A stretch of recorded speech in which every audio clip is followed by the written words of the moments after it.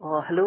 आज हमारा जो टॉपिक है वो मॉनेटरी पॉलिसी है। ठीक है, मॉनेटरी पॉलिसी जो रहते हैं, before starting the lecture I am extremely sorry for this kind of hand writing because this hasn't been written by me. ये मेरे छोटे भैया का कमाल है ऐसी हैंड राइटिंग। बट मैं एश्योर करूंगा इस बात को लेके कि आपको कहीं और पढ़ने की जरूरत नहीं पड़ेगी अगर आप यहाँ से ये पढ़ लेते हो। अगर आप हैंड राइटिंग पे कम फोकस कीजिएगा, जो मैं मुंह से बोलूंगा तो उस पर ज्यादा फोकस कीजिएगा। हो सके तो नोट्स भी बना लो। ओके, सो मॉनेटरी पॉलिसी जो है तो ये पॉलिसी आरबीआई अप्लाई करती है किस लिए? मनी सप्लाई को मैनेज करने के लिए और इंटरेस्ट रेट्स को मैनेज करने के लिए। ठीक है, देखो, गोल्ड डिमांड डिपॉजिट जो रहते हैं, गवर्नमेंट सिक्योरिटी जो रहती है, ट्रेजरी बिल्स, ये हाईली लिक्विडिटी एसेट होता है। दिस मीन्स के these demand deposit, government security, treasury bill, gold, these things can be quickly converted into cash. जल्द से जल्द कहते हैं कि इसको आप कैश में जो है तो तब्दील कर सकते हो। जैसे बिल्डिंग वगैरह रहती है ना, घर वगैरह, तो हो सकता है कि अगर आपको जैसे उसको लिक्विड करना हो, ठीक है, कैश में अगर आपको तब्दील करना हो तो हो सकता है आपको कस्टमर ना मिले। ठीक है, लेकिन गोल्ड अगर है तो ये हाईली लिक्विड है। देन सी, आरबीआई लिक्विडिटी इंजेक्शन जो मार्केट में रहता है वो लोन रहता है। ठीक है, लोन कहता है कि देखो, एक भैया थे मेनार्ड कीन्स, उन्होंने एक थ्योरी दी थी जिस थ्योरी का नाम था लिक्विडिटी प्रेफरेंस थ्योरी। और ये इसलिए दी थी, इसका कहना था कि लोग पैसा क्यों रखते हैं, अपने पास क्यों रखते हैं। ठीक है, ये बैंक में जमा क्यों नहीं करते हैं, तो उसके तीन मेजर्स हैं। एक आ गया ट्रांजैक्शन मोटिव के लिए, प्रिकॉशनरी मोटिव के लिए और स्पेकुलेटिव मोटिव के लिए। ट्रांजैक्शन पर्पज मीन्स के आप जो रोजमर्रा कुछ ना कुछ खरीदते हो, सब्जी चावल हल्दी वगैरह।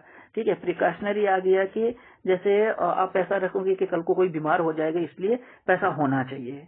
ठीक है, स्पेकुलेटिव पर्पज मीन्स के आप नजर रखते हो कहीं कोई घर सस्ता मिल रहा है तो चलो हम खरीद लेंगे, इसलिए हम रखते हैं, थोड़ा सा पैसा रख लेते हैं, कल कोई सस्ती सी चीज मिले तो हम खरीद लेंगे। These are the three measures. ठीक है, ये लिक्विडिटी प्रेफरेंस थ्योरी है। देन जो टोटल डिमांड रहती है ना मनी की, वो रहती है ट्रांजैक्शन प्लस स्पेकुलेटिव।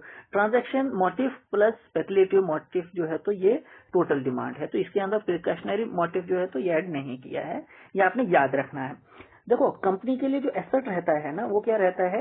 एक तो फैक्ट्री के अंदर जो चीजें वगैरह रहती है, हार्ड चीजें, या मशीनरी जो कंपनी के अंदर होती है तो उसके लिए एसेट होता है।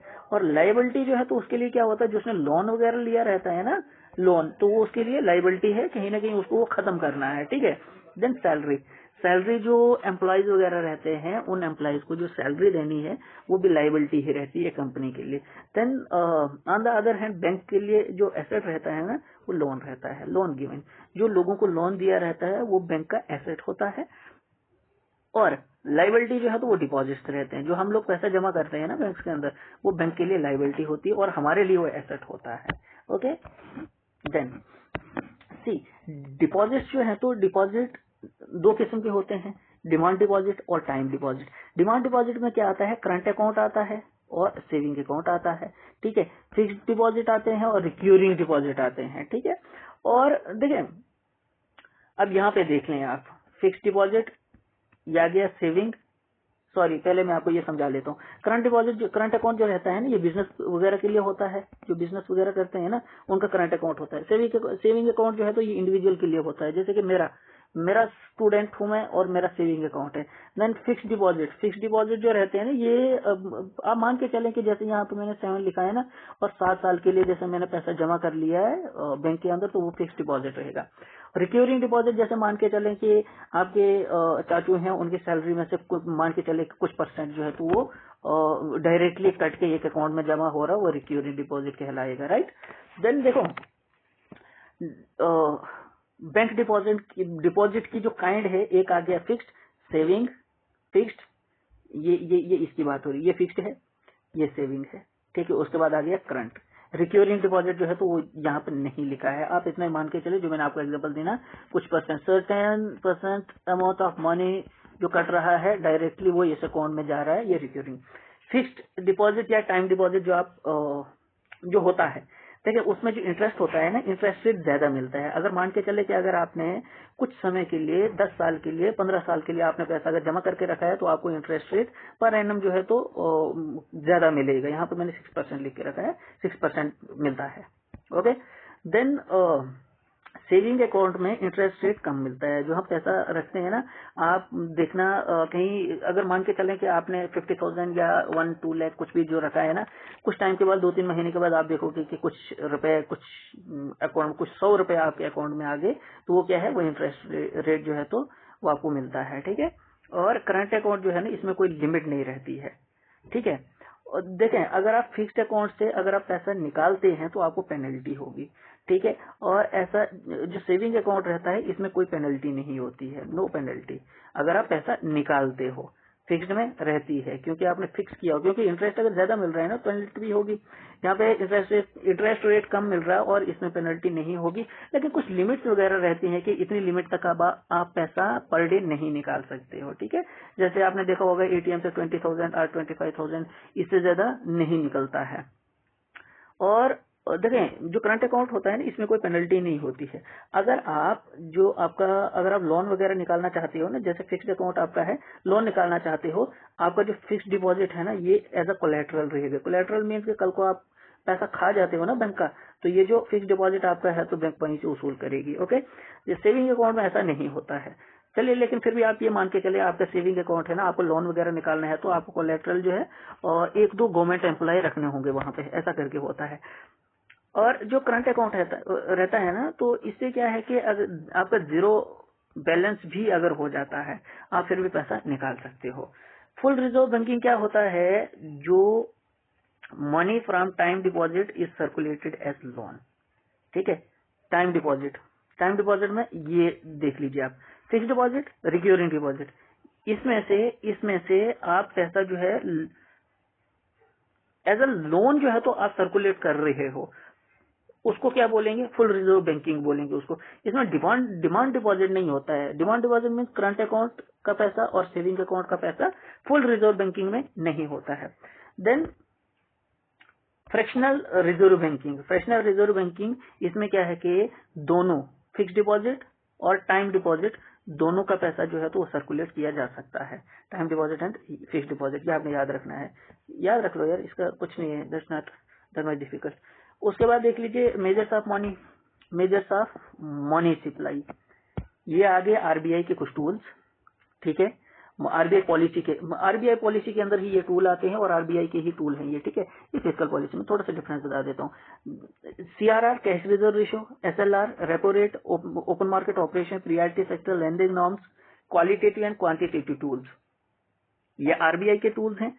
और फिस्कल पॉलिसी के अंदर टैक्स आता है, सब्सिडी आती है, public expenditure, PPP means public private partnership, disinvestment. ठीक है। ये आता है फिस्कल पॉलिसी के अंदर। और अगर आप फिस्कल पॉलिसी अगर पढ़ रहे हो तो टैक्सेशन अच्छे से पढ़ लो, डायरेक्ट इनडायरेक्ट टैक्स देख लो। ठीक है। और सब्सिडी वगैरह स्कीम्स वगैरह इसके अंदर, पब्लिक एक्सपेंडिचर, और ये पार्टनरशिप वगैरह रहती है ना, तो इसके अंदर अगर आप एफपीआई पढ़ोगे तो that will be much better. Disinvestment, government कितनी पब्लिक कंपनीज वगैरह जो है तो वो कुछ परसेंट शेयर जो दिया हुआ है वो आपने इसके अंदर पढ़ना रहता है। ठीक है। खैर, हम मॉनेटरी पॉलिसी पढ़ रहे हैं तो हम इसी पे फोकस करेंगे। और मेरी जुबान इसलिए लड़खड़ा रही है क्योंकि मैं काफी लंबे समय से कुछ बोला नहीं है और इसीलिए सॉरी। चलिए देखें, कहता है कि ये जो टूल्स रहते हैं ना, या मॉनेटरी पॉलिसी और फिस्कल पॉलिसी, ये दोनों मिलकर इकोनॉमी को शेप देते हैं। ठीक है। कहता है कि अगर सेविंग बढ़ती है, अगर आप पैसा बचाते हो तो आप बिजनेस खोलोगे, इन्वेस्ट करोगे। ठीक है। अगर आप इन्वेस्ट करोगे तो जीडीपी में ग्रोथ होगी, जीडीपी में अगर ग्रोथ होती है तो अनएम्प्लॉयमेंट कम होती है, रोजगार मिलेगा ना लोगों को। इन्वेस्ट कर रहे हो आपने इन्वेस्ट किया, आपने स्कूल खोला, आपने कोई मॉल खोला, आपने रेस्टोरेंट खोला, तो वहां पे एम्प्लॉय रखे ना, तो अनएम्प्लॉयमेंट कम तो हुई। अनएम्प्लॉयमेंट कम अगर होती है, देखो जीडीपी भी इंक्रीज हो रही, तो और इन्फ्लेशन कम होगी, इन्फ्लेशन। ठीक है। ये इंक्रीज का साइन है और ये डिक्रीज का साइन है। आई होप के समझ आ गया होगा। देखो, देन मॉनेटरी, यहीं से इरेज कर लेते हैं, चलिए, come on. Monetary aggregates,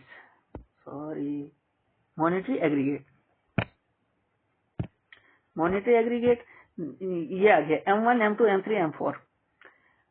M1 क्या है, ये आ गया currency in hand, currency with hand. जो लोगों के करेंसी इन हैंड का मतलब है कि जो हमारे पास पैसा रहता है खर्च वगैरह करने के लिए। देन उसके बाद demand deposit, with commercial bank. Demand deposit इसलिए मैंने आपको पहले ही समझा दिया क्योंकि ये बाद में फिर समझ नहीं आता। डिमांड डिपॉजिट जो रहता है बैंक्स के पास में, बैंक्स के पास में जो डिमांड डिपॉजिट रहता है और करेंसी जो हमारे पास रहती है वो M1, उसको M1 कहते हैं, ठीक है।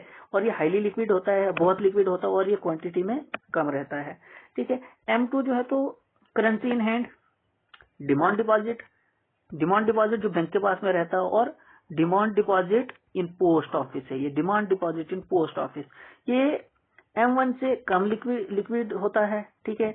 और ये क्वांटिटी जो है तो इसकी M1 से ज्यादा रहती है।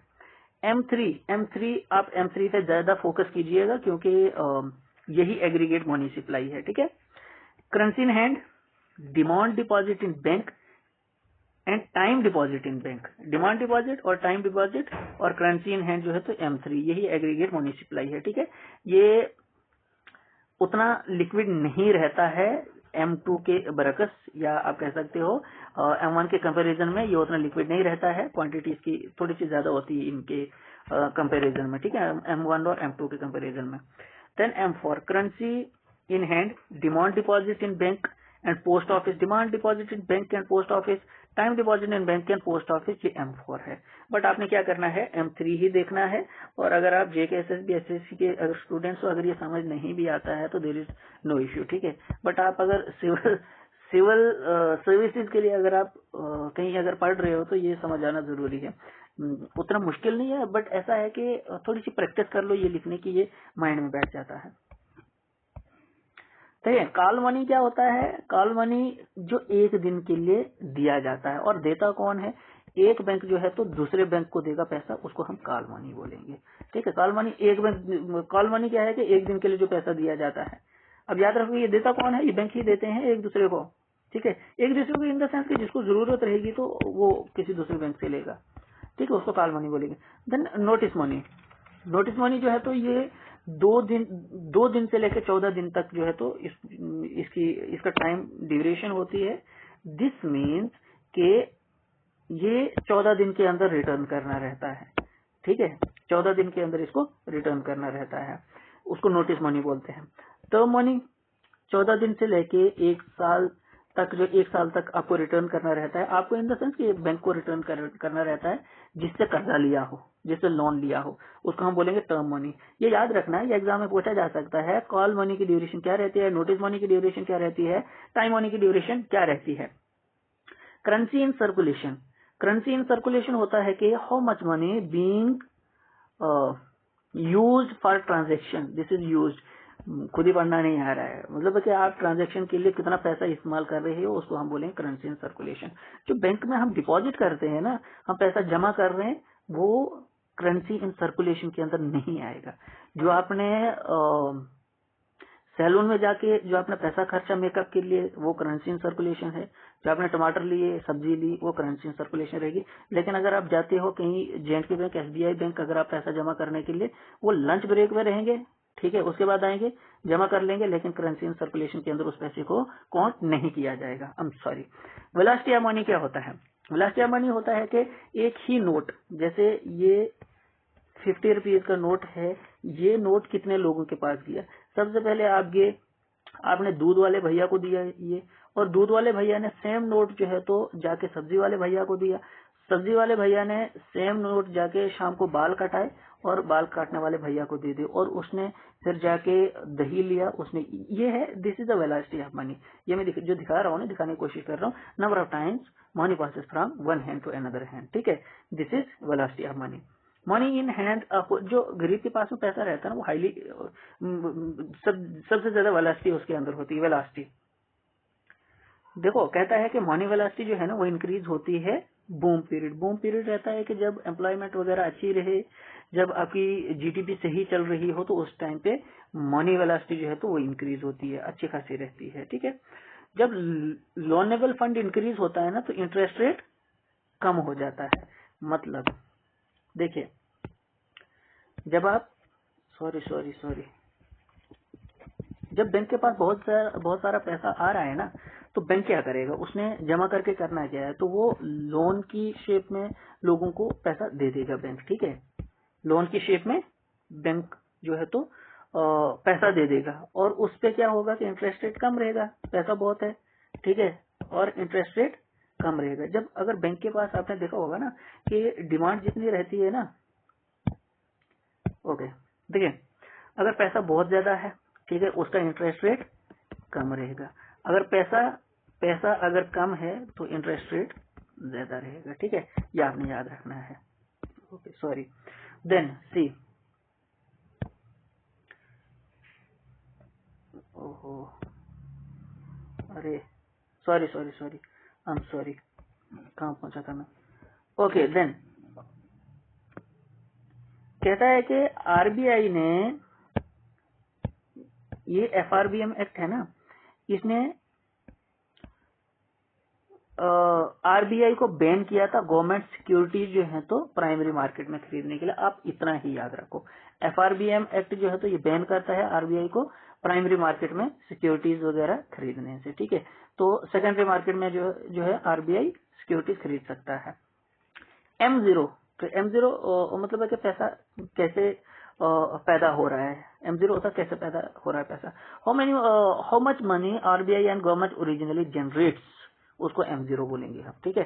M1 M2 M3 पीछे हमने पढ़ा, M0 क्या है, कितना आरबीआई और गवर्नमेंट जो है तो कितना पैसा जनरेट कर रही है, उसको M0 से डिनोट करेंगे। करेंसी विद पब्लिक, लोगों के पास कितना पैसा है, और प्लस डिपॉजिट विद बैंक, या गया M3, ये हमने पहले भी देखा है, लोगों के पास कितना पैसा है और डिपॉजिट बैंक के पास, टाइम डिपॉजिट और demand deposit with bank and currency in hand is M3, aggregate money जिसको हम बोलेंगे, ठीक है। मान के चलते हैं, सपोज सी, अगर M0 जो है, M0 कितना है, 100 है। M0 इन द सेंस के जो पैसा जनरेट किया है ना गवर्नमेंट ने और आरबीआई ने, अगर वो 100 रुपए है, ठीक है, तो डिपॉजिट हम 100 रुपीज अगर करते हैं तो उसमें से बैंक क्या करेगा, 90 रुपीज जो है तो वो लोन में दे देगा। और सीआरआर कितना, 10% अगर है तो 10 रुपए सीआरआर मतलब अपने पास कितना पैसा रखेगा, 90 तो लोन दे दिया ना, और 90 लोन दे दिया और 10 रुपए अपने पास रखे, ठीक है। और जो 90 रुपीज है ना, अगर ये 90 रुपीज अगर मान के चले कि ये मेरे पास आया है, मुझे लोन मिला है, तो मैं क्या करूंगा, अगर 90 रुपीज में क्या करता हूँ, डिपॉजिट करता हूँ, ठीक है। तो बैंक नेक्स्ट टाइम क्या करेगा, 81 लोन देगा, 10% अगर सीआरआर रखना है तो 9 रुपीज जो है तो सीआरआर रखेगा। जब मुझे लोन मिला तो, या नेक्स्ट किसी को मिलता है, वो डिपॉजिट अगर 81 रुपीज करता है तो उसमें क्या रहता है कि 72 लोन देगा, ठीक है। बैंक क्या करेगा, 72 रुपीज लोन देगा, तो 10% जो है तो 8.10 जो है तो 10% इतना बनता है, ठीक है। 81 में 10% इतना बनता है। तो इस तरह से देखो, एक्चुअली ये क्या है, ये मनी मल्टीप्लायर है, किस तरह से मनी मल्टीप्लाई होता है, ठीक है। M3 कितना, ये ऐसे ऐसे करके जब हम नीचे जाएंगे, इसको जब हम कैलकुलेट करेंगे तो ये 1000 पे पहुंचेगी, इस तरह से। कहने का मतलब ये है, मनी मल्टीप्लायर का मतलब है कि M3/M0, ठीक है, M3/M0। M3 मीन्स के currency with public, demand deposit with bank and time deposit with bank, this and this upon M0। M0 मतलब है कि ओरिजिनल मनी कितना था, 100 रुपए था। अब मान के चलो कि लोगों के पास कितना है, लोगों के पास करेंसी इन हैंड आ गया, जैसे मान के चलते हैं 70 रुपीज है।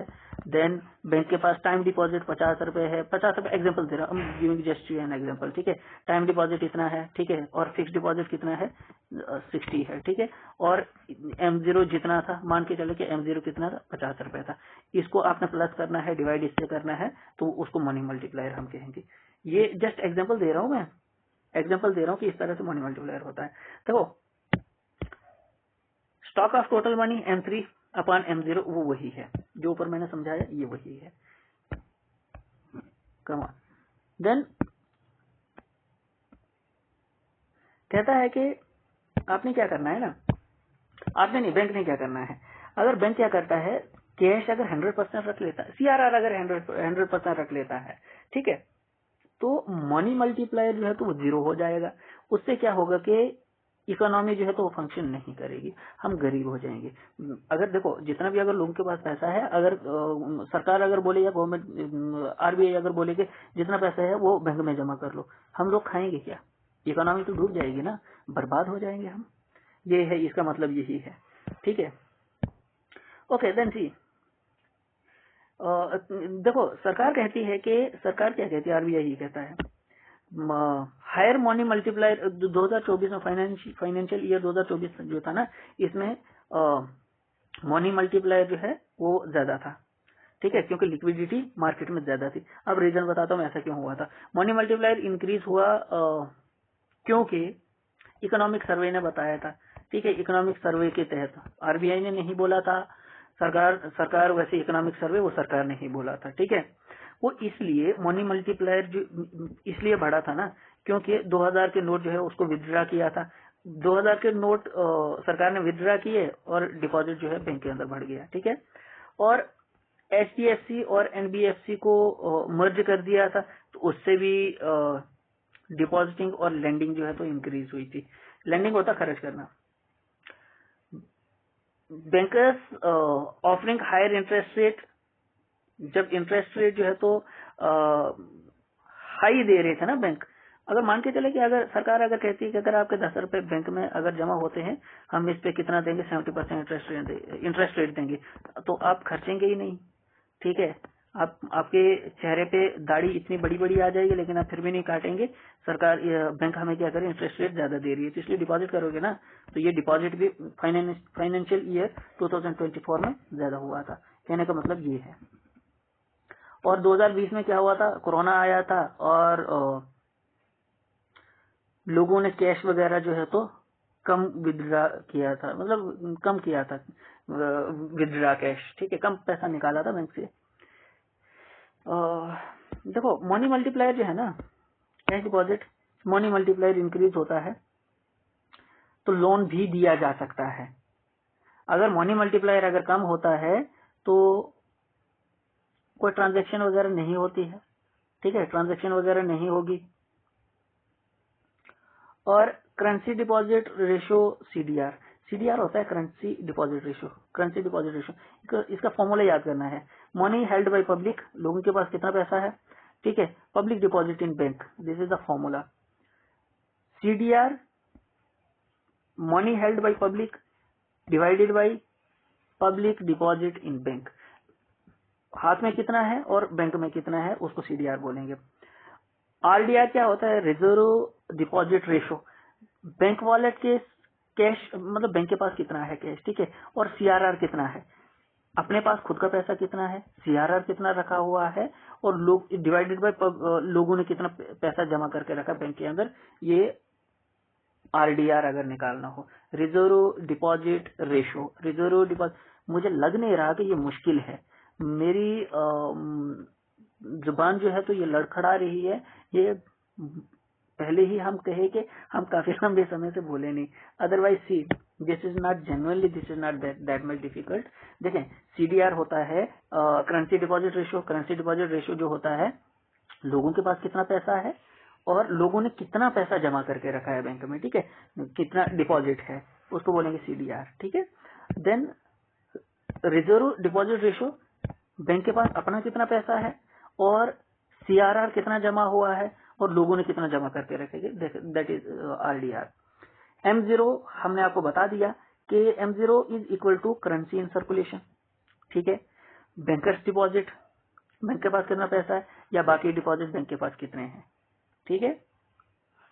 Bankers deposit with RBI, bank जो बैंक्स रहते हैं ना, उन्होंने आरबीआई के पास कितना पैसा जमा करके रखा है, जैसे कि सीआरआर, ठीक है।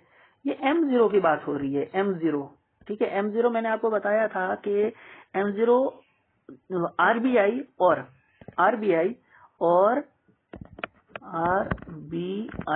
और गवर्नमेंट जो पैसा प्रिंट करती है ना, उसको M0 बोलते हैं, ठीक है।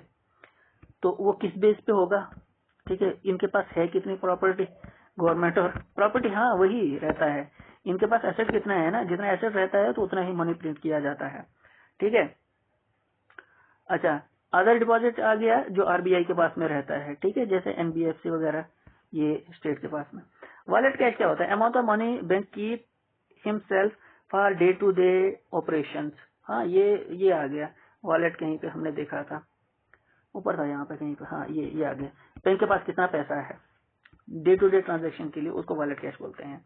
Okay, M0 can be increase by 2 reason, 2 reason से M0 जो है तो ये इंक्रीज हो सकता है। अगर सीआरआर इंक्रीज हो जाए तो M0 इंक्रीज होगा, अगर foreign assets, net foreign assets अगर इंक्रीज हो जाए तो M0 इंक्रीज हो सकता है। जैसे कि डॉलर हमारे पास अगर बहुत ज्यादा आ रहा है ना, अगर डॉलर आ रहा है, मान के चलो फॉरेन एसेट यही होते हैं, ठीक है, अगर डॉलर आ रहा है या बाकी कोई करेंसी आ रही है तो हम पैसा जनरेट करेंगे, उतना सा हम प्रिंट कर सकते हैं, ठीक है, या CRR बढ़ेगा उतना सा पैसा हम इंक्रीज कर सकते हैं। देखो CRR जो है तो RBI के पास जमा होता है, और ये जो डॉलर वगैरह आएगा तो ये कहाँ पे ट्रांजेक्शन होगी, कहाँ पे होगी ट्रांजेक्शन, यहीं पे हमारे देश में ही होगी। RBI is the public debt manager, ये आपने याद रखना, ये एग्जाम में पूछा जा सकता है।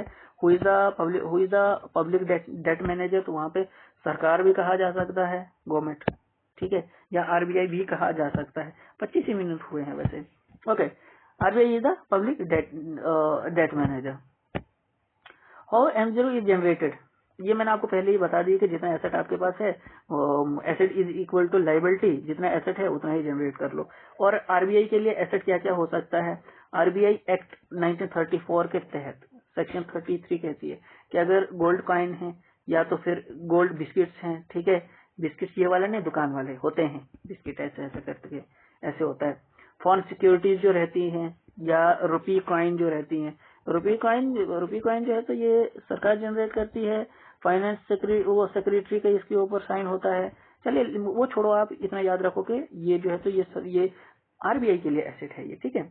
रुपी सिक्योरिटी, गवर्नमेंट सिक्योरिटी, या 1 रुपी नोट या तो कॉइन, ये क्या है, ये RBI के लिए एसेट है, इतना याद रखना। All coins and 1 rupee note is government liability, ये गवर्नमेंट के लिए लाइबिलिटी है ये, ठीक है, ये एसेट नहीं है, ये लाइबिलिटी है गवर्नमेंट के लिए।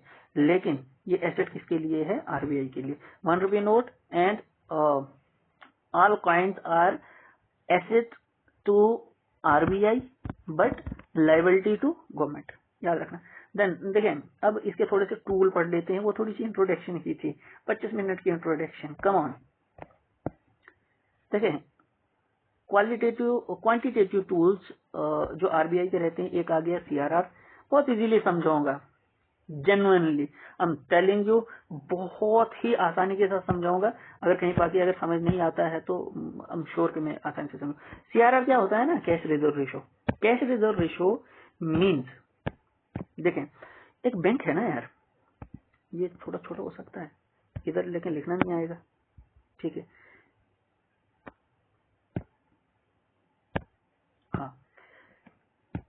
बैंक के पास जब हम पैसा जमा करते हैं ना, बैंक के पास जब हम पैसा जमा करते हैं, जैसे हमने SBI के पास में हमारा अकाउंट है, ठीक है, SBI के पास में जितना पैसा आया, तो जैसे मान के चलते हैं कि इसके पास अगर 1000 आया ना, तो इसने क्या करना है कि 100, चलो एग्जांपल लिख ले, तो 100 अगर आया तो SBI क्या करेगा, इसमें से कितना, अगर 80 रुपीज अगर ये लोन देता है ना, 10 रुपीज अगर ये खुद के पास रखता है, और 10 रुपीज क्या करेगा, ये 10 रुपीज, हाँ मान के चलते हैं, ठीक है, हिसाब बराबर करना, इतना सा लोन दिया है, इतना खुद के पास रखा, और 10 रुपीज जिसने क्या किया, किसके पास रख लिया, RBI को दे दिया। चलो, नहीं ऐसे नहीं देना है कि तुम रख लो तुम्हें ही हुआ, ये CRR रखते हैं, कैश रिजर्व रेशो। यहाँ पे देखो, share of net demand and time liability that banks have to hold on balance with RBI। मैंने आपको सिंपली समझा लिया कि जो बैंक्स वगैरह हैं, ये सर्टेन अमाउंट ऑफ मनी जो है तो ये एज अ CRR रखते हैं, किसके पास में, RBI के पास में। तो इसको देखो रखते क्यों है, रीजन क्या है कि जब क्राइसिस वगैरह आ जाए ना, उस टाइम पे RBI क्या करेगा, बैंक को देगा पैसा, और ये पैसा इस्तेमाल किया जा सकता है। इसके ऊपर कोई भी इंटरेस्ट RBI नहीं देगा बैंक्स को। इंपॉर्टेंट चीज इसमें क्या याद रखने की, कि इसके ऊपर कोई इंटरेस्ट रेट RBI नहीं देता है, ठीक है। RBI एक्ट 1904 के तहत ये सब चीजें जो है तो बताई गई हैं। और कितना है ये CRR, कितना है आज, 3.75% है, 3.75%। हमने आपको पहले कहा था कि हमने करंट अफेयर जो है तो अपडेट करके लाया, आई थिंक के वो पहली वाली वीडियो में बोला था, जो मैंने डिलीट कर दी, ठीक है। ओके, ये जो CRR है 3.75% है। SLR क्या होता है, देखो SLR, ये पहले हम ये मिटाएंगे फिर हम आपको समझाएंगे, ठीक है। SLR क्या रहता है, स्टैट्यूटरी लिक्विडिटी रेशियो। ये जो है certain amount of money banks need to keep अपने पास, उसको बोलेंगे हम SLR बोलेंगे, स्टैट्यूटरी लिक्विडिटी रेशियो। कुछ परसेंट जो है ना, कुछ परसेंट मनी जो है तो वो बैंक को अपने पास रखना होता है। ठीक है, जैसे कि देखो ये कैश इन हैंड 40% से ज्यादा आप SLR नहीं रख सकते हो। इसका मतलब ये है कि अगर हम पैसा अगर जमा करेंगे बैंक के पास, ठीक है, बैंक क्या करेगा, वो सारा पैसा अपने पास ही रखेगा, आगे लोन नहीं देगा। ठीक है, लोन अगर नहीं देगा तो मनी मल्टीप्लायर जो है तो कम हो जाएगा। और पीछे हमने देखा था कि अगर मनी मल्टीप्लायर अगर कम हो जाता है तो इकोनॉमी बर्बाद हो जाएगी। इसलिए कहते क्या है, मतलब है कि बैंकिंग रेगुलेशन एक्ट कहता है, बैंकिंग रेगुलेशन एक्ट कहता है कि आप मीन्स बैंक जो है तो 40% से ज्यादा अपने पास पैसा नहीं रख सकते हो, आपको लैंड करना ही करना है। ठीक है, खर्चना ही खर्चना है। तो SLR जो है तो ये किस किस शक्ल में हो सकता है अपने पास, आप मतलब बैंक अपने पास पैसा भी रख सकता है कैश में, गोल्ड भी रख सकता है, सिक्योरिटीज भी रख सकता है। इस शेप में जो है तो SLR बैंक को रखना होता है, रखना ही रखना होता है। SLR देखो, इसको मतलब है कि कितने % आप रख सकते हो, आपके पास पैसा कितना है, बैंक के पास कितना पैसा है। ठीक है, पैसा कितना है, पैसा कितना है और टोटल एसेट कितना है, इसको डिवाइड कर लो, जितने % ये आया उतने % आपको क्या करना है, SLR रखना है बैंक को, आपको नहीं। ओके, देन सी इन्फ्लेशन। इन्फ्लेशन में क्या होता है, इन्फ्लेशन में वही होता है कि जो गुड्स के प्राइसेस रहते हैं ना वो बढ़ जाते हैं और परचेजिंग पावर कम हो जाती है, परचेजिंग पावर कम हो जाती है। जैसे हमको क्या करना है, कोई मान के चलें यार, आपको कोई भी चीज अगर खरीदनी है ना, उसकी प्राइस ज्यादा है, आपके पास पैसा नहीं है, आप इस लायक नहीं हो कि ये खरीद पाओ, वो जो आपकी नालायकी है ना ये ना खरीदने की, उसको परचेजिंग पावर बोलेंगे। ठीक है, और इसकी प्राइस जो है तो ये हायर है। ओके, देखो contractionary, tight, dear, hawkish monetary policy use to control inflation. Contractionary policy आपने याद रखना है यार, ये जरूरी नहीं है कि आपको कंट्रैक्शनरी पॉलिसी वहां पे बताया गया हो। टाइट पॉलिसी भी इसी को बोलते हैं, डियर पॉलिसी भी इसी को बोलते हैं, हॉकिश पॉलिसी भी इसी को बोलते हैं। और ये क्या करते हैं, ये इस पॉलिसी को हम यूज करते हैं किस लिए, इन्फ्लेशन को कंट्रोल करने के लिए। ठीक है, RBI मॉनेटरी पॉलिसी। ठीक है, चलो मैं थोड़ा सा ये बताता हूँ। वैसे यहाँ पे दिया यार, इन्फ्लेशन को अगर फाइट करना हो, सी नाउ हमने आपको क्या बताया था, कुछ तो बताया था हमने आपको, ये है ना इन्फ्लेशन यहाँ पे। ओके, कम ऑन, देखें इन्फ्लेशन, हम क्या करते हैं, इन्फ्लेशन को फाइट करने के लिए हम कंट्रैक्शनरी पॉलिसी को अप्लाई करते हैं। अब देखो, अगर ये है कंट्रैक्शनरी पॉलिसी, ये है हाउकिश पॉलिसी, ये है डियर पॉलिसी सॉरी, तो हम इसमें क्या करते हैं, कंजप्शन को कम कर देते हैं। कंजप्शन को कम करना मतलब है कि हम खर्च कम करेंगे। ठीक है, कम खरीदेंगे और अगर हम और लोन्स जो है ना, लोन्स एक्सपेंसिव कर देने होंगे बैंक को। मतलब अगर जैसे लोन महंगे कर दिए, ठीक है, बैंक ने अगर लोन महंगे कर दिए तो पैसा मार्केट में कम आएगा। पैसा मार्केट में जब कम आ रहा है तो जो गुड्स है ना वो अपने आप सस्ते हो जाएंगे। ठीक है, मनी सप्लाई जब मार्केट में कम अगर हो गई तो जो गुड्स हैं वो सस्ते हो जाएंगे, वो सस्ते मिलेंगे, क्योंकि पैसा ही नहीं देना तो सस्ता ही रहेगा ना। मेरे पास 15 रुपए हैं, अंकल मुझे 10 रुपए का बिस्किट दे दो, वो दे देंगे। ओके, अगर जब डिफ्लेशन को अगर फाइट करना है तो consumption, this is quite opposite यार, ये ऑपोजिट है। सी, अरे ऑपोजिट है, what to do, come on. Inflation को फाइट करना है, कंजप्शन कम करनी होगी, कम खाना होगा। ठीक है, लोन जो है तो बैंक के थ्रू एक्सपेंसिव करने पड़ेंगे ताकि मार्केट में कम पैसा आए। ठीक है, और मनी सप्लाई कम करनी पड़ेगी। अगर डिफ्लेशन को फाइट अगर करना है ना, दिस इज ऑपोजिट ऑफ ये इन्फ्लेशन, तो हमने कंजप्शन बढ़ानी होगी और लोन को सस्ता करना पड़ेगा, मनी सप्लाई इंक्रीज करनी पड़ेगी। ये एक्सपेंशनरी पॉलिसी है, expansionary, easy, cheap, dovish policy, dovish monetary policy है ये याद रखना आपने। इन्फ्लेशन डेफिनेशन छोड़ दो, आप ये याद रखो, कंट्रैक्शनरी पॉलिसी, ये इसके नाम आपने याद रखने हैं। ठीक है, और इसका इस्तेमाल किया जाता है इन्फ्लेशन को भगाने के लिए। ठीक है, इन्फ्लेशन को कम करने के लिए, और ये इसके ऑपोजिट है, ये भी याद रखना है, ये इंपॉर्टेंट तो है। कम ऑन, ये भी बता दूं क्या आपको मैं, ये CRR SLR वगैरह। कम ऑन सी, 2021 21 मई की बात है 4% CRR था, और 2022 में 4.5% CRR था, और 2024 में 4% था, और 25 में 3% था CRR। ये अपडेटेड मटेरियल है साहब हमारा। और आप अगर JKSSB का अगर आप पेपर दे रहे हो तो आपने यही याद रखना है कि 2025 में 3% CRR था। ठीक है, कैश रिजर्व रेशो। जीडीपी क्या होता है? जीडीपी होता है market value of all the goods and services produce with in a country in a given period. ठीक है, आई एम सॉरी, आप जो गुड्स और सर्विस प्रोड्यूस कर रहे हो ना, उनकी मार्केट वैल्यू कितनी है। ठीक है, एक मतलब विद इन द कंट्री आप कितने गुड्स और सर्विस प्रोड्यूस कर रहे हो एक टाइम पीरियड के अंदर, यूजुअली 1 साल रहता है, उसको हम जीडीपी बोलते हैं। अगर आपके लोन जो हैं, चीप लोन मतलब सस्ते लोन इंक्रीज हो जाते हैं, पैसा मार्केट में जाएगा, प्रोडक्शन बढ़ेगी, प्रोडक्शन बढ़ी तो जॉब बढ़ेंगी, जॉब बढ़ी तो डिमांड बढ़ेगी, क्योंकि प्रोडक्शन भी हो रही है ना, डिमांड बढ़ी, डिमांड अगर बढ़ी तो फिर से प्रोडक्शन बढ़ी, डिमांड बढ़ी तो प्रोडक्शन ऑफकोर्स बढ़ी, प्रोडक्शन अगर बढ़ी तो फिर जीडीपी बढ़ी। इस तरह से क्या है कि जीडीपी की ग्रोथ होती है, इस तरह से जीडीपी की ग्रोथ होती है भैया जी। Come on see, net interest margin क्या होता है? Profit made by bank between deposit interest and loan interest. देखो, जो डिपॉजिट का इंटरेस्ट रहता है ना और लोन इंटरेस्ट जो रहता है, उसके बीच का जो डिफरेंस है उसको हम क्या बोलेंगे? Net interest margin. आप अगर नहीं समझे तो हम दोबारा समझाते हैं। सी कहता है कि जब कोई भी व्यक्ति, जब कोई इंसान अगर पैसा जमा कर रहा है ना बैंक के अंदर, जैसे हम पैसा जमा करते हैं बैंक के अंदर, ठीक है, हमने पैसा वहां पे जमा किया तो सर्टेन परसेंट जो है तो हमें बैंक क्या कर रहा है? इंटरेस्ट दे रहा है ना, हमारा पैसा वहां पे है, ठीक है, और बैंक उसी पैसे को लोन में दे रहा है, तो सर्टेन परसेंट इंटरेस्ट जो है तो उस लोन वाले इंसान से ले रहा है ना, ये परसेंट जो दूसरे इंसान से बैंक ले रहा है और ये परसेंट जो जिसने डिपॉजिट किया है उसको दे रहा है, उन दोनों का डिफरेंस जो है तो उसको नेट इंटरेस्ट मार्जिन बोलते हैं। आई होप कि समझ आ गया होगा। डिपॉजिट इंटरेस्ट रेट मान के चलो कि 5% है, मतलब 5% जो है तो उसको देना है जिसने पैसा बैंक में जमा किया था, और 9% जो है तो लोन इंटरेस्ट है, जो बैंक ने पैसा दिया ना किसी व्यक्ति को, उसे 9% लेना है। ये 9% minus 5%, 4% net interest margin. I hope कि समझ आया होगा, बहुत इजीली समझाया मैंने।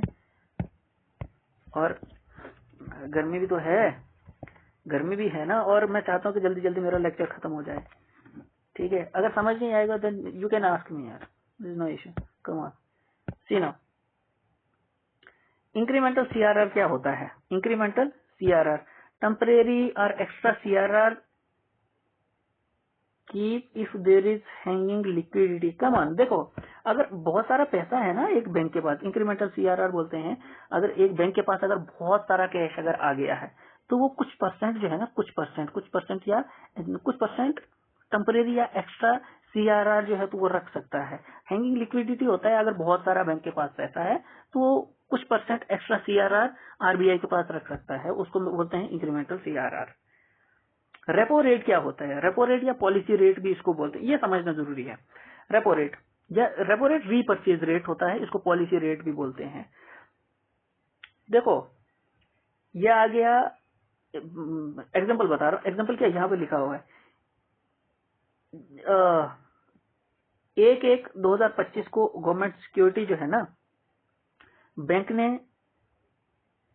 आरबीआई के पास रखी है, कितने में? 100 रुपए में। कितने में रखी? देखिए, एक गवर्नमेंट सिक्योरिटी है ना, गवर्नमेंट सिक्योरिटी, ये क्या करती है नहीं, बैंक जो है इसको क्या करता है, आरबीआई के पास में रखता है, आरबीआई के पास में रखता है, और कितने रुपए में? 100 रुपए में। मतलब आरबीआई ने सिक्योरिटी जो है ना कितने की खरीदी? 100 रुपए की खरीदी, और एक टाइम पीरियड के बाद बैंक जाएगा वापस से आरबीआई के पास, बोलेगा ये लो भैया जी आपने गवर्नमेंट सिक्योरिटी और हमें कैश दे दो, तो आरबीआई क्या करेगा? उसको 110 रुपए देगा। कितना देगा? 100 रुपए। और आरबीआई ने कितने में खरीदी थी? वो 100 रुपए में खरीदी थी, और 110 रुपए। ये जो 10 रुपए है ना, 10 रुपीज के तुरतुरे, ये रेपो रेट है। क्या है ये? रेपो रेट 10 रुपए। अगर समझ नहीं आया दोबारा समझाता हूँ, कम ऑन, मुझे लगता है कि समझ नहीं आया। मान के चलो यार कि एग्जांपल देता हूं मैं, आपने अपनी दादी माँ के पास आपने क्या किया कि एक आपने पेज रख लिया, उस पेज पे गवर्नमेंट सिक्योरिटी लिख के रखा है आपने, वो पेज रखा दादी माँ के पास, ठीक है, आपने रखा पेज दादी माँ के पास। दादी माँ कंसीडर करो कि आरबीआई है, ठीक है, और इसके ऊपर क्या लिखा है 110, कितना लिखा है 110, मतलब इसकी फेस वैल्यू जो है तो 110 रुपए है, ठीक है। आई एम सॉरी कमान, क्योंकि मैं कुछ और ही सोच रहा था, सॉरी। ओके सी, देखो ये जो 100 रुपए है ना, बैंक क्या करेगा 100 रुपए आरबीआई के पास में रखेगा, और एक साल के बाद कुछ टाइम पीरियड के मान के चलो 2025 में 100 रुपए रखा था आरबीआई के पास, और 2026 में बैंक गया और एक गवर्नमेंट सिक्योरिटी जो रखी थी ना 100 रुपए की, 2026 में गया वो सिक्योरिटी वापस दे दी और 110 रुपए आरबीआई से पकड़े, कमान। और ये जो 10 रुपए है ना, यही रेपो रेट है, 100 रुपए की थी, 10 रुपए एक्स्ट्रा मिले। अब आप बोलोगे कि ये जो 100 रुपए है तो आरबीआई उस पैसे को क्या करेगा, आरबीआई क्या करेगा और लोन दे देगा कहीं पे, ठीक है, ये पैसा खर्चेगा ना कहीं, लोन वगैरह दे देगा किसी और बैंक को, एक ही बैंक थोड़ी है हमारी कंट्री के अंदर, कमान गुरु जी। सी नाउ, अब आप इतना सा देखो कि आज सीआरआर रेपो रेट कितना है 5.25% है, 5.25%। मार्जिनल स्टैंडिंग फैसिलिटी क्या होता है, ये होता है short term loan given by RBI in which security from SLR is kept as collateral. Marginal standing facility ये शॉर्ट टर्म लोन होता है जो आरबीआई देता है, ठीक है, बैंक्स को देता है, और उसमें बैंक क्या करते हैं ना, एसएलआर जो है तो वो एज अ कोलेट्रल रखते हैं। तो एसएलआर मैंने आपको बताया था कि बैंक्स क्या करते हैं ना, सर्टेन अमाउंट ऑफ मनी वो अपने पास रखते हैं, ठीक है, मुश्किल वक्त में काम आने के लिए, ठीक है, स्टैट्यूटरी लिक्विडिटी रेशियो। और अगर बैंक्स को अगर लोन की अगर जरूरत पड़ रही है ना शॉर्ट टर्म के लिए, तो वो आरबीआई से ले सकते हैं, आरबीआई से लोन ले लिया और एसएलआर वहां पे एज अ कोलेट्रल रख लिया, तो उसको मार्जिनल स्टैंडिंग फैसिलिटी बोलेंगे। और ये कितना चल रहा है 5.50% जो है तो एमएसएफ आज चल रहा है, ठीक है, ओके।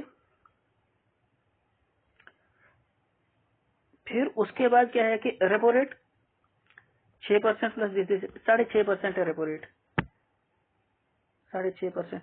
अरे भैया जी कम ऑन, ये एग्जांपल है, आई एम सॉरी, एक्सट्रीमली सॉरी, ये एग्जांपल ये समझाने के लिए है। रेपो रेट जो है तो 5.25% आज चल रहा है, आज चल रहा है। बैंक एम्प्लॉयज गवर्नमेंट फ्रॉम, छोड़ो ये कुछ नहीं है, this is not that much important, जितना इम्पोर्टेंट था हमने आपको बता दिया है। देखो रिवर्स रेपो रेट क्या होता है, जिस तरह से रेपो रेट होता है, मैंने आपको बताया था कि बैंक क्या करेगा, बैंक गवर्नमेंट सिक्योरिटी किसको देगा, आरबीआई को देगा, ठीक है, आरबीआई को देगा 100 रुपए की, और जब बाद में वो गवर्नमेंट सिक्योरिटी वापस जब लेगा ना, मतलब है कि बैंक ने क्या किया 100 रुपए इससे लिया हुआ है, ठीक है।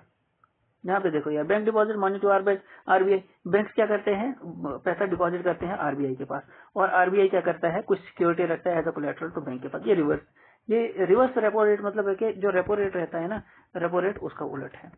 बैंक क्या करता है मनी डिपॉजिट करता है आरबीआई के पास, ठीक है, और आरबीआई क्या करता है सिक्योरिटी एज अ कोलेट्रल रखता है बैंक के पास, उसको रिवर्स रेपो रेट बोलेंगे, जो कितना है 3.35%, ठीक है।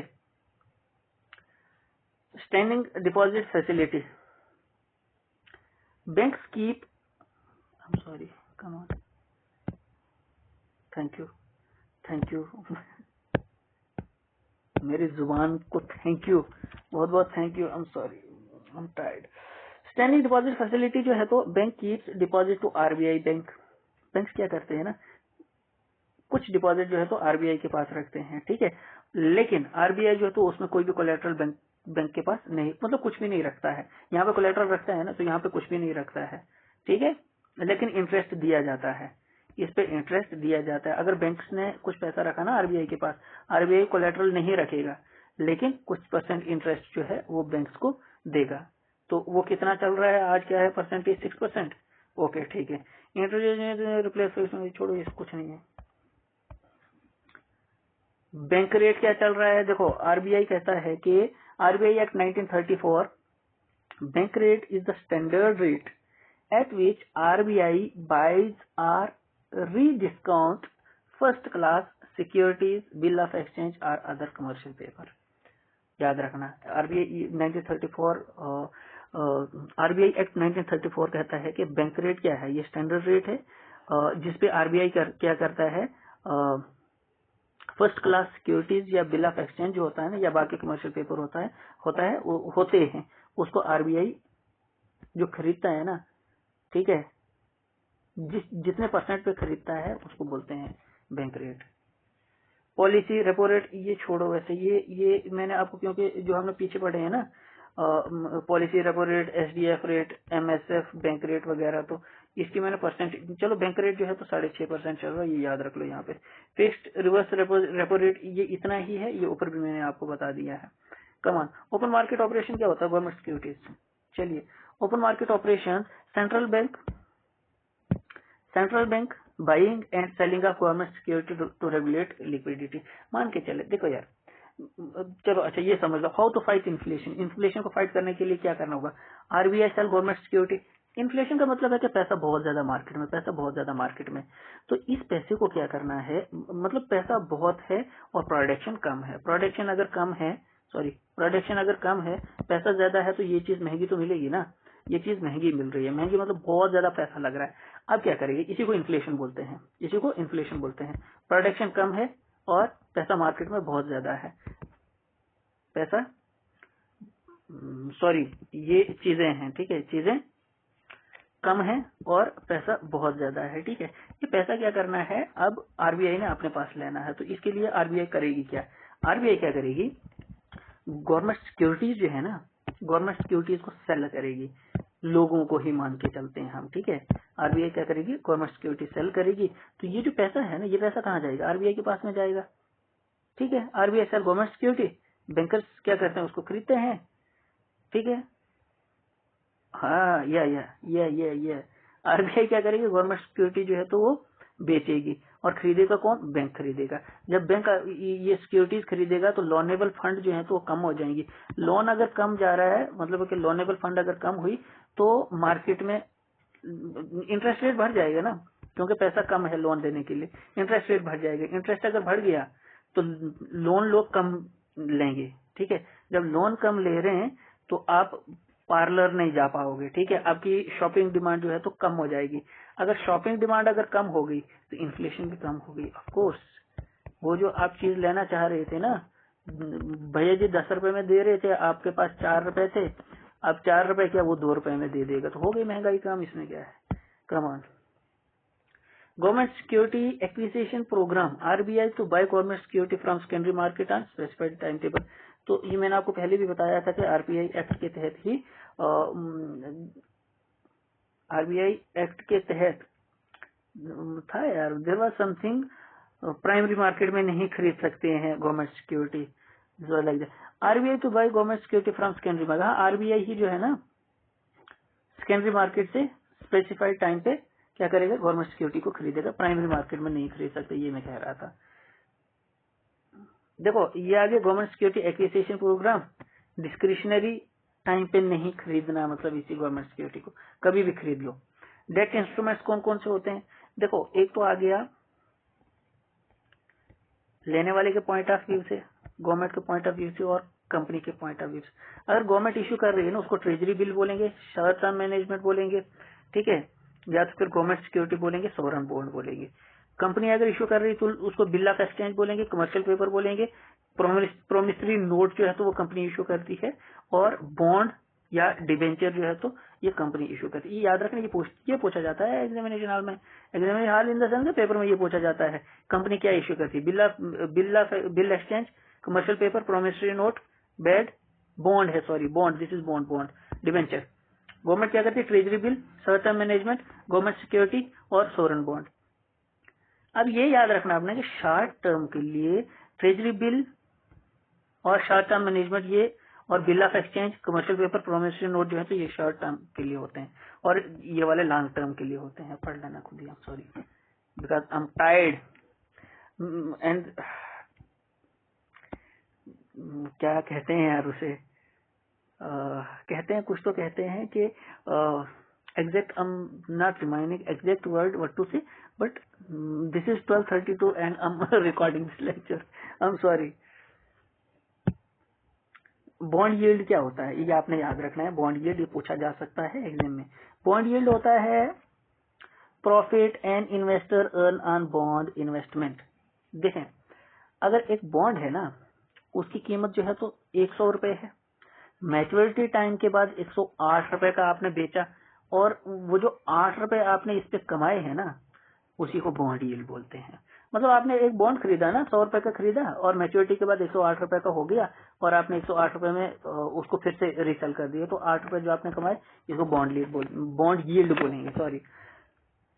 जब प्राइस बढ़ती है ना बॉन्ड की, तो यील्ड कम हो जाता है। जैसे एग्जांपल दी मैंने आपको 108 रुपए, अगर एक बॉन्ड अगर जैसे 110 रुपए का अगर हो जाता है ना, तो इस पे इंटरेस्ट जो है तो कम हो जाएगा। जैसे इस पे था सर्टेन परसेंट, जैसे 8 रुपए, और इस पे कितना हो जाएगा, 6 हो जाएगा, या 4 मान के, ऐसे करके मतलब कम हो जाता है यार। प्राइस जब कम होती है ना, तो उस पर यील्ड ज्यादा होती है। अगर 60 रुपए का है, अगर 60 रुपीज का है, तो चलो इस पे 20 रुपए बनेंगे, इस तरह से। Operation twist, come on, operation twist क्या होता है? आई होप कि यार लेक्चर अच्छा होगा, because I can't record the lecture again. Operation twist, RBI, by RBI special type of operation market, open market operation, it can reduce the cost of borrowing for government and companies. Objective was to borrowing cheaper for companies and government. ये special type of market open market operation होता है। ये क्या करता है, जो bank, आप मान के चलो, ये मान के चलो भैया जी, जो गवर्नमेंट पैसा लेती है ना कहीं से, या कंपनीज वगैरह पैसा कहीं पे लेती है, तो वो एग्जाम्पल सही से समझाएंगे हम आपको। कमान, जैसे मान के चलो कि मेरे पास पैसा है, ठीक है, मेरे पास पैसा है, ठीक है, और ये आरबीआई है, और ये कौन है, ये गवर्नमेंट है और कंपनी है, ठीक है। मैं ये पैसा क्या कर रहा हूं कि मैं गवर्नमेंट के सर पे चढ़ रहा हूँ, ठीक है, और कंपनी के सर पे चढ़ रहा हूँ कि मुझे चाहिए 10% इंटरेस्ट चाहिए मुझे इस पैसे पे। तो बीच में आरबीआई कूद जाता है, ठीक है। आरबीआई कहता है कि मैं कितने परसेंट इंटरेस्ट रेट दूंगा। जैसे गवर्नमेंट ने कहा कि हम देंगे 9% इंटरेस्ट रेट, कंपनी ने कहा 8% देंगे, और आरबीआई कहेगा कि हम देंगे जैसे 7%, ठीक है, 7% मतलब है कि ये क्या है, अगर मान के चलो जैसे आरबीआई अगर यहाँ पे नहीं कूदेगा, ठीक है, अगर आरबीआई नहीं कूदेगा तो सिंगल एंटिटी है ना यार लोन लेने के लिए, तो पैसा ये है, इतना ही पैसा है, गवर्नमेंट को चाहिए ही चाहिए, तो हम नाक सर पे चढ़ाएंगे, हम बोलेंगे 10 या 20% दे दो हमें, ठीक है। जब इस तरह से ये थोड़ा लिटिल बिट कंपटीशन रहता है ना, तो उससे क्या है कि ये जो कम इंटरेस्ट पे पैसा मिल जाता है, ये ऑपरेशन ट्विस्ट है ही यही, बाकी इसमें कुछ नहीं है। Operation twist, bond yield at lower price, क्या कहता है ये, थोड़ी सी नजर देंगे, अगर इंपॉर्टेंट रहेगा then will make you understand, otherwise हम छोड़ रहे हैं इसको।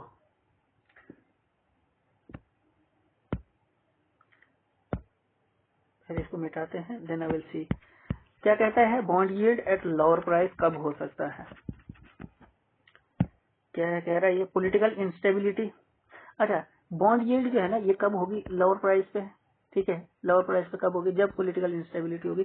जैसे ईरान की वार चल रही है, तो जो इन्वेस्टर्स होते हैं ना, तो वो बॉन्ड्स वगैरह वो बेच के भाग जाते हैं, ठीक है, कम रेट पे, कम प्राइस पे भाग जाते हैं। जैसे यार स्टॉक मार्केट आज चल रही है, अगर थोड़े भी आप अगर इंटरनेट से कनेक्ट हो आपको पता चल जाएगा, पॉलिटिकल इंस्टेबिलिटी की वजह से इसकी प्राइस कम हो जाती है, और लोन्स वगैरह अगर कहीं डिफॉल्ट हो जाते हैं उसकी वजह से, अगर शेयर में अगर प्रॉफिट अच्छा अगर हो रहा है तो बॉन्ड की यील्ड कम हो सकती है। जैसे मान के चलो कोई इन्वेस्टर है ना, तो उसने क्या किया कि उसने शेयर खरीदना है ना, तो इसमें अगर प्रॉफिट अच्छा आ रहा है तो ये वो क्या करेगा, बॉन्ड को बेच के कम प्राइस पे बेच के भाग जाएगा। गोल्ड, रियल एस्टेट, इन्फ्लेशन अगर बढ़ रही है तब भी इसकी प्राइस कम हो जाएगी, ठीक है, क्योंकि इसको पैसा चाहिए, ये तो बेचना पड़ेगा। ऑपरेशन ट्विस्ट ऊपर हमने देखा। Action of other countries central bank, जैसे यूएसए वगैरह, अगर वहां पे अगर कोई पॉलिसी वगैरह चेंज अगर करते हैं तब भी ये बॉन्ड यील्ड जो है तो ये बॉन्ड की प्राइस जो है तो कम हो सकती है। फिर उसके बाद आ गया क्वालिटेटिव टूल। चलो इसके में 2-4 मिनट ही लेने हैं क्योंकि इसमें ज्यादा कुछ नहीं और ये पूछा भी नहीं जाएगा एग्जाम में। वो क्वांटिटेटिव टूल बहुत इंपॉर्टेंट रहते हैं। तो वो moral question, direct action, marginal request, selective credit control, credit rating, consumer credit control, EMI, PSL। Moral question आ गया कि इसमें क्या करेगा ना, RBI क्या करेगा, रिक्वेस्ट वगैरह करेगा या थोड़ी सी डांट फटकार लगाएगा, ऐसे नहीं ऐसे काम कर लो बैंक्स को, वही यही है। Without applying free command control on monitoring, देखो कॉन्फ्रेंस के थ्रू समझाएगा, इनफॉर्मल मीटिंग करेगा, डिस्कशन थोड़ी सी, और ये गवर्नमेंट को बोलेगा कि फिजिकल डेफिसिट को कम कर दो, ठीक है, कंट्रोल कर दो, और बैंक्स को बोलेगा कि बैंक रेट जो है तो कम कर लो। ये यार रिक्वेस्ट करना थोड़ी सी। डायरेक्ट एक्शन में क्या आता है, देखो ये भी क्वालिटेटिव टूल ही है। इसमें RBI एक्ट के यूज किया जाएगा। RBI क्या करेगा, एक्ट का यूज करेगा। एक्ट में मतलब जो जो चीजें बताई गई है ना उसको अप्लाई करेगा। बैंकिंग रेगुलेशन एक्ट 1949 इसको अप्लाई करेगा, ठीक है, इसके सेक्शन क्या क्या कहती है वो सब चीजें अप्लाई की जाएंगी। फॉरेन एक्सचेंज मैनेजमेंट एक्ट इसका यूज करेगा। PMLA, ठीक है, मनी लॉन्ड्रिंग एक्ट इसका यूज करेगा। Payment and settlement system act 2007 इसका अप्लाई करेगा। डायरेक्ट एक्शन जब RBI को लेना होगा, ठीक है। फिर उसके बाद come on loan to value ratio, marginal requirement, collateral to bank for loan, example gold worth 1 lakh loan, ठीक है। देखो इसमें क्या रहेगा ना कि जैसे मान के चलो लोन टू वैल्यू रेशियो का मतलब ये है कि अगर आपको लोन निकालना है ना, आपने क्या करना है, जैसे आपके पास सोना है ना 1 लाख का अगर है वो, तो उसमें से लोन चाहिए आपको, ठीक है, आपको लोन चाहिए, आपके पास सोना है वो 1 लाख का है, तो आपको लोन मिलेगा 90,000। ये है इसके कहने का मतलब, ठीक है। मार्जिनल रिक्वायरमेंट बोलते हैं, मार्जिनल रिक्वायरमेंट 90,000 या 80,000 ऐसे करके आप मान के चलो कि मतलब है कि आपको कंप्लीट उतना लोन नहीं मिलेगा जितने का आपने गोल्ड वगैरह वो जमा करके रखा है। Selective credit control, priority sector lending, consumer credit control, credit rating, quota based, consumer credit control, down payment and monthly install decided by RBI। देखो इसमें क्या रहता है ना, कंज्यूमर क्रेडिट कंट्रोल में जो मंथली पेमेंट है ना, डाउन पेमेंट या मंथली पेमेंट जो है ना वो डिसाइड करता है RBI करता है। अगर समझ नहीं आया तो still I will make you understand, because क्योंकि this I'm very much tired still making an effort to this and that. Okay, consumer credit control, priority sector lending में क्या रहता है, देखो प्रियोरिटी का मतलब आपको पता है ना, प्रियोरिटी का मतलब आपको पता ऐसे भी पता ही होना चाहिए। प्रियोरिटी सेक्टर मतलब जो सेक्टर्स वगैरह हैं, जैसे वीकर सेक्शन यहाँ पे बताया है, इसमें 1968 RBI 1968 में RBI ने ऑर्डर किया था कि बैंक्स को क्या करना है, एटलीस्ट 40% जो है ना अपना टोटल लोन का वो एग्रीकल्चर, स्मॉल इंडस्ट्री, एक्सपोर्ट्स में क्या करना है, इतना सा इन्वेस्ट करना, मतलब इतना सा पैसा वहां देना चाहिए, लोन की शक्ल में, इन्वेस्ट नहीं, लोन की शक्ल में देना चाहिए, ठीक है। कब तक, 1985 तक। ये 1968 में कहा था कि 1985 तक आपने क्या करना है, ये सब में आपको अपने 40% लोनेबल फंड आपको देनी है। प्रियोरिटी सेक्टर लेंडिंग नॉर्म्स 2020 क्या कहते हैं, देखो कैटेगरी यहाँ पे बताई हुई है और कितने % जो है तो वहां पे पैसा लोन बैंक्स को देना रहेगा। वीकर सेक्शन SC ST वगैरह 12%, एग्रीकल्चर इसमें सारे किस्म के फार्मर्स आ जाते हैं, 8% लोन वहां पे देना होगा। Agriculture marginal up to 1 hectare land जिसके पास है, ठीक है, या जिनके पास 1 हेक्टर से कम है 10% लोन जो है उनको मिलेगा। Micro enterprises and khadi industries 7.50% जो है तो लोन मिलेगा। यह आ गया startup, housing, education, social welfare या इंफ्रास्ट्रक्चर एक्सेट्रा 2.5% लोन जो है ना ये मिलेगा। तो टोटल ये बन जाता है 40 समथिंग, जितना कितना बोला था, 40%, ये 40% बन जाता है। ये पब्लिक सेक्टर लेंडिंग, कोऑर्डिनेशन, को lending of loan, farmers need 7 lakh bank 5। अच्छा देखो, जैसे पीएसएल में क्या है ना, पब्लिक सेक्टर लेंडिंग में अगर फार्मर्स को अगर जैसे 7 लाख की लोन की जरूरत है ना, बैंक्स कितना देंगे, 5 देंगे, और माइक्रो फाइनेंस कितने देंगे, 2 देंगे, ये 7 लाख हो जाएगा। आप इतना याद रखो जितना मैं बता रहा हूँ, बाकी याद रखने की जरूरत नहीं है। ओ तेरी भैया जी, आई थॉट कि मैंने कंप्लीट कर लिया है, लेकिन थोड़ा सा होगा यार, और ज्यादा भी अगर होगा तो हम gonna finish my lecture with in minutes now, rest will अगली वीडियो में। देखो, 3 ways of making monetary policy कौन कौन से, एक आ गया एक्सचेंज रेट स्टेबिलिटी। ये किस तरह से हो सकती है? देखो, टूरिज्म और एक्सपोर्ट का मतलब ये, एक्सपोर्ट का मतलब ये है ना, टूरिज्म वगैरह जो बाहर के लोग आते हैं ना, वो डॉलर हमारे यहाँ पे लाते हैं, ठीक है। एक्सपोर्ट होता है हम सामान बाहर भेजते हैं, वहां से डॉलर आता है, ठीक है। डॉलर ही चलता है ना, तो हमें भी तो डॉलर ही लेना, डॉलर में ही सामान खरीदते हैं हम। जैसे तेल खरीदना है, ठीक है, तो वो डॉलर में ही तो खरीदना है, वहां से पैसा डॉलर आ रहा है तो हम डॉलर वहां दे रहे हैं, जिस टाइप ये है। ये मल्टीपल इंडिकेटर्स, जैसे ग्रोथ बढ़ रही है, एम्प्लॉयमेंट बढ़ रही है, इन्फ्लेशन कम हो रही है, कंट्रोल हो रही है। इन्फ्लेशन टारगेट जो है ना 2 से 6%, 2 से 6%, ये याद रखना है, ये याद रखना, क्योंकि मैं मिस कर रहा था ये 2 और 6% को मैं मिस कर रहा था, क्योंकि आई हैड अ लुक, किसी के नोट्स में देख रहा था, तो वहां पे ये चीज पहले ही मतलब पेज पे बड़े बड़े शब्दों में लिखा था, और मुझे लगा यार कि शायद मेरे नोट्स में ही नहीं लिखा है, बट ऐसा है नहीं कि कुछ मिसिंग हो। 2 से 6% के बीच में इन्फ्लेशन टारगेट है। इसमें क्या है कि देखो, आरबीआई एक्ट कहता है ना, आरबीआई 1934 कहता है कि 2 और 6% के बीच में रहना चाहिए। तो आज हमारा क्या है कि 4 है, और इससे -2 +2 हो सकता है, ये कहता है। आरबीआई एक्ट 2016 में क्या कहता है, I'm sorry. Okay, see now दुनिया, सॉरी गाइज, खांसी लगी है। आरबीआई एक्ट 2016 क्या कहता है? जो आरबीआई कमेटी रहेगी ना, वो 6 मेंबर की रहेगी। भैया जी कम ऑन यार, आरबीआई कमेटी जो है ना, वो कितने मेंबर की रहेगी? कहाँ गई कमेटी, मैं कहाँ पहुंचा था, हम सॉरी, यही हम, ठीक है। ये 6 मेंबर कमेटी रहेगी, 6 मेंबर्स, और इनका काम क्या रहेगा? रेपो रेट डिसाइड करना, रेपो रेट या पॉलिसी रेट जिसको हम बोलेंगे, ठीक है। और इसी को हम बेंचमार्क और इंटरेस्ट रेट भी बोलते हैं। इसके अंदर क्या रहेगा कि ये 6 मेंबर बॉडी है। 6 मेंबर हमने आपको बताया ना, 6 मेंबर बॉडी है। 3 मेंबर जो है तो आरबीआई के रहेंगे, 3 मेंबर देखो आरबीआई के 3 रहेंगे, गवर्नमेंट के 3 मेंबर रहेंगे, और जो एक चेयरमैन होगा, एक गवर्नर होगा, ठीक है। कोरम क्या है? 4 मेंबर। कोरम 4 मेंबर मतलब है कि जो डिसीजन रहेगा ना, वो 4 मेंबर्स का रहेगा, 4 वोट जहां आ गए तो वो डिसीजन, ठीक है।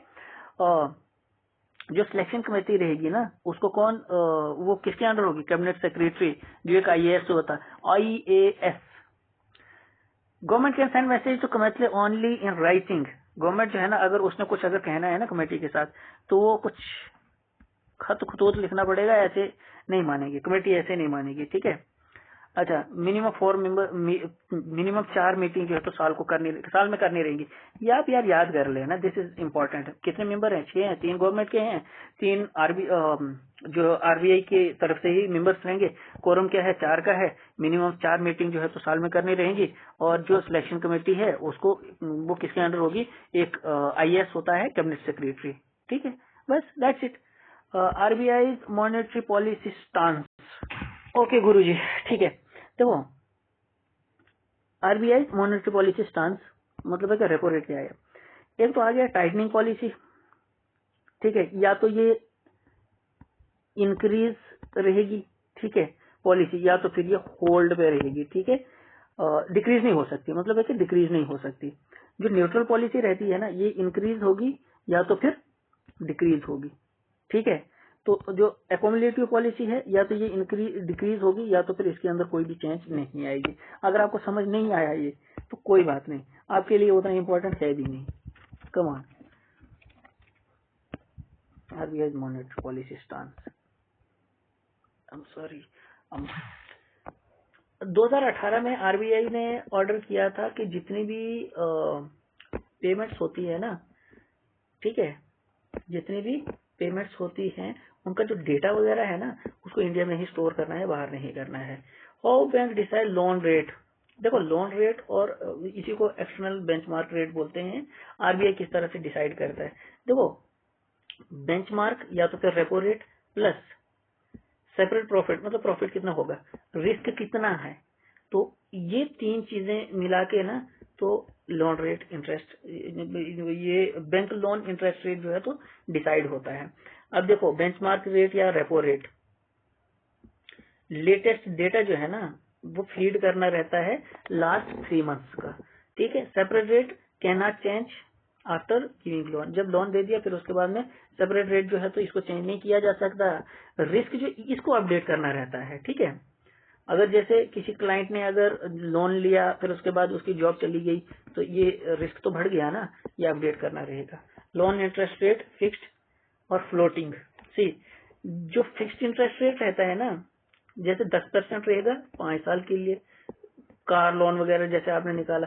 फ्लोटिंग क्या, फ्लोटिंग जो है तो ये चेंज होता रहता है, फ्लोटिंग का मतलब ये चेंज होना, ठीक है। लिमिटेशन ऑफ मॉनेटरी पॉलिसी क्या है, इसकी लिमिटेशन देखो मॉनेटरी पॉलिसी के अंदर क्या है कि इन्फ्लेशन कंट्रोल होता है, सप्लाई साइड इशू वैसे ये सही है क्योंकि प्रोडक्शन कम हो रही है ना तो सप्लाई नहीं आ रही है, सप्लाई साइड इशू जो है तो ये रहता है। जियोपॉलिटिकल इशू जैसे वार चल रही है, ठीक है, geopolitical issue in the sense के जैसे चाइना हमें रेयर अर्थ मिनरल जो है तो कभी भी रिस्ट्रिक्ट कर सकता है, वो जियोपॉलिटिकल आप वो समझ लीजिए। इंटरनेशनल इशू आ गया जैसे ईरान की वार चल रही है यूएसए के साथ में और स्ट्रेट ऑफ हार्मोज जो है तो वो बंद है। Come on physical deficit populist loan wave black money, ये सब ये दीज आर द रीजन। ये क्या है, ये लिमिटेशन मॉनेटरी पॉलिसी के। कैश इंसेंटिव इकोनॉमी, ये वैसे हमने ऊपर पढ़ भी लिया है लेकिन फिर भी नजर दे देते हैं। इसमें क्या है, अगर इन्फ्लेशन को फाइट करना होगा तो रेपो रेट इंक्रीज करना होगा और लोन रेट भी बढ़ाने रहेंगे और उससे क्या होगा कि डिपॉजिट रेट जो है तो वो बढ़ जाएगा, लोनेबल फंड जो है ना कम हो जाएगी, मतलब लोन वगैरह नहीं मिलेगा और डिपॉजिट जो है तो हो सकता है। अगर जीडीपी को बूस्ट करना है तो रेपो रेट कम करना पड़ेगा, लोन रेट कम करना पड़ेगा, डिपॉजिट रेट जो है तो इससे कम हो सकता है। स्टैगफ्लेशन क्या होता है, स्टैगफ्लेशन होता है कि जीडीपी की ग्रोथ जो है तो कम हो गई है, इन्फ्लेशन बढ़ गई है, अनएम्प्लॉयमेंट बढ़ गई है तो उसको स्टैगफ्लेशन बोलेंगे। Hard landing, increase repo rate slowly, मतलब रेपो रेट जो है धीरे धीरे बढ़ रहा है so that not to affect GDP, ठीक है, मतलब रेपो रेट थोड़ा थोड़ा करके बढ़ाना ताकि जीडीपी पे वो ज्यादा असर न करे। फेड टेपरिंग है, this is Fed tapering. Cash reserve ratio increase by USA to make loan costly, ये आ गया फेड टेपरिंग। ये कहीं पूछा भी गया था किसी एग्जाम में, ठीक है। कैश रिजर्व रेशियो आरबीआई ने बढ़ा लिया, ठीक है, ताकि लोन जो वहां पे जो यूएसए का बैंक है वहां पे लोन जो है तो वो कॉस्टली हो जाए, उसको फेड टेपरिंग बोलेंगे। तो उससे ग्लोबल इकोनॉमी जो है ना जो डॉलर पे डिपेंडेंट है तो फर्क पड़ता है उन इकोनॉमीज को। Black swan, unexpected event causing massive loss to economy, जैसे कोरोना, उसको बोलेंगे ब्लैक स्वैन, ठीक है। Cantillon effect, idea that changes in the money supply in an economy causes redistribution of purchasing power among people. क्या है Cantillon effect, क्या है, ऐसा आइडिया जो क्या करता है, चेंज करता है मनी सप्लाई, ठीक है, जो क्या करता है मनी सप्लाई, एक इकोनॉमी के अंदर मनी सप्लाई के आइडिया को चेंज करेगा, जिससे क्या होगा परचेजिंग पावर जो है ना ये रीडिस्ट्रीब्यूट होगी लोगों के बीच में।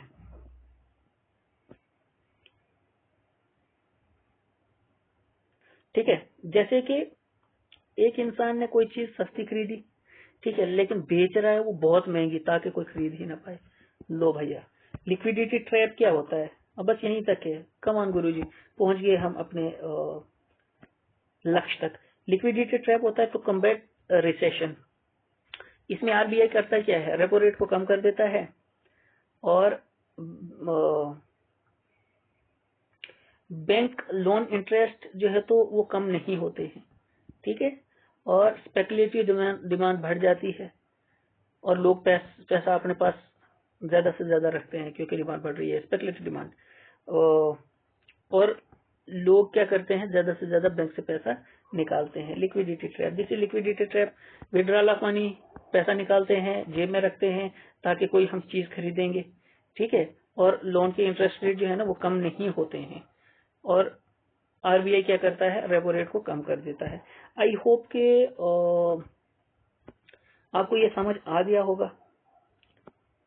टोटल डिमांड फॉर मनी, देखो ट्रांजैक्शन डिमांड प्लस स्पेकुलेटिव, ये पहले ही पेज पे भी मैंने आपको बता दिया था।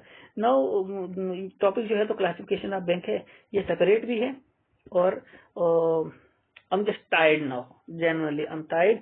आई होप के वीडियो अच्छी हो, और कोशिश तो किया हूं मैं समझाने की काफी अच्छे से, बट फिर भी अगर कहीं पे अगर समझ नहीं आएगा, you can ask me again and again. आप जो समझ नहीं ना आया, आप वो लिख लो कि ये वाला मुझे समझ, sir what is this, sir भी नहीं पता, भैया जी कम ऑन, भैया जी भी नहीं, नो आई एम नॉट भैया।